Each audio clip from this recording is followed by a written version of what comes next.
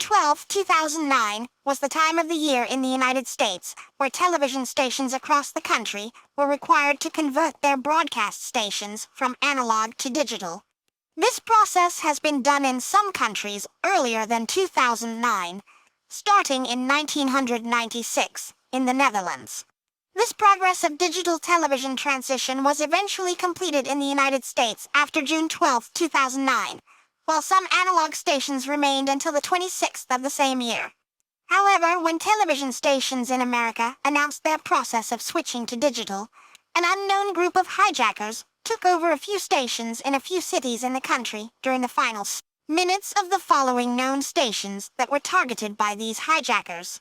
When viewers were tuning in to see these stations cease their analog transmissions, they were suddenly greeted with unnerving visuals that were followed by unnerving background audio. This left many people panicked and scared after witnessing these intrusions.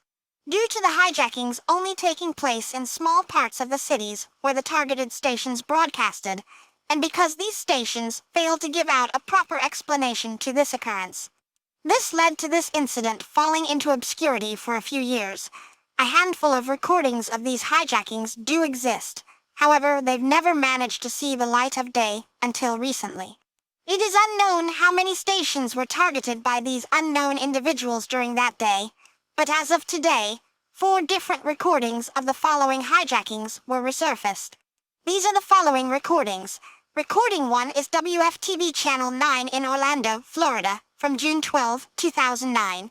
Following the airing of a Walmart commercial, WFTV Channel 9 resumed their regular schedule to digital televisions. For the analog to digital transmission, the screen stays on, the WFTV logo with a voiceover explaining that they are transitioning to digital television until the signal cuts to static. After a few seconds of static, different visuals appeared which showed an image of a piece of paper with a drawing of a sad face accompanied by the word nothingness taped onto a wood wall. After a few seconds of silence, a humming sound begins to play in the background. It stays like that for a few seconds until the signal cuts out, returning to the original signal it was on before, continuing to its final seconds of the analog to digital conversion until the transmission ceases. Recording 2, KYWTV Channel CBS in Philadelphia also from June 12, 2009. Following the airing of an Ericsson retirement commercial, the station cuts to an original W3XE test pattern with a voiceover announcing their switch to digital. When a still from a Zappos commercial appears, the signal gets interrupted by static.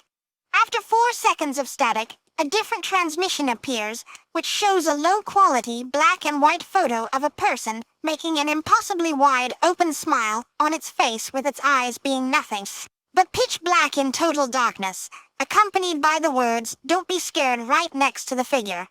Crunchy distorted static can be heard while the visuals stay the same until the transmission ceases to the KYWTV analog transmission. The pattern was displayed on screen for 1 second after the intrusion until the image cut to the CBS logo with the text "Goodbye" below before the transmission ceased. Recording 3 is WTVJ Channel 6 in Miami, Florida, from June 26, 2009. As Bob Mayer gives out a brief history of WTVJ Channel 6, and then announces they will be switching to digital in a few minutes, the signal briefly cuts to static where another transmission was made. It showed low-quality black and white footage of an unknown person staring directly at the camera while grinning, to which a muffled and distorted voiceover says the following, "And now, ladies and gentlemen, our national anthem."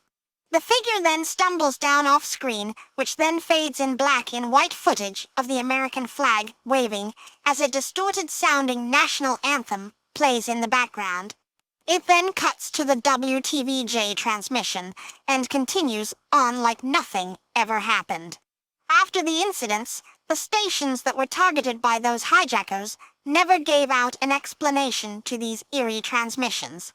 The perpetrators of this incident were never identified nor caught, which leaves us questioning if this was a twisted prank or something else.